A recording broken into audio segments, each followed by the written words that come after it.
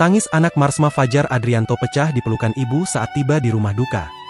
Putra Marsikal pertama TNI Fajar Adrianto, Akmal Fadilah Kusuma, tiba di rumahnya di Kompleks TNI AU Triloka Pancoran Jakarta Selatan, Minggu, 3 Agustus 2025, sore.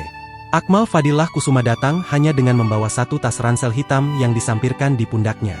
Dengan mengenakan kemeja coklat dan celana hitam, Akmal langsung memeluk sang ibu yang telah menunggu kedatangannya sejak pagi.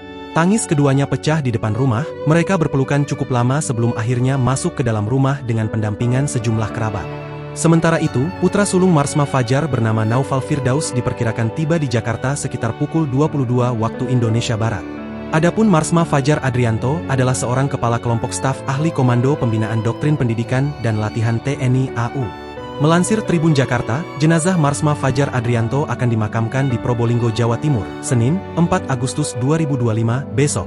Rencana pemakaman almarhum disampaikan oleh Kadis Penau Marsma TNI I Nyoman Suatnyana di rumah duka di kawasan Pancoran, Jakarta Selatan, Minggu, 3 Agustus 2025. Suatnyana mengatakan jenazah Marsma Fajar Adrianto bakal diterbangkan menggunakan pesawat Hercules dari Lanut Halim Perdana Kusuma. Untuk kegiatan besok pagi, rencana jenazah almarhum Marsma Fajar akan digeser ke Malang lewat Lanut Halim Perdana Kusuma pada pukul 6.30 menggunakan pesawat Hercules, kata Suatnyana kepada wartawan.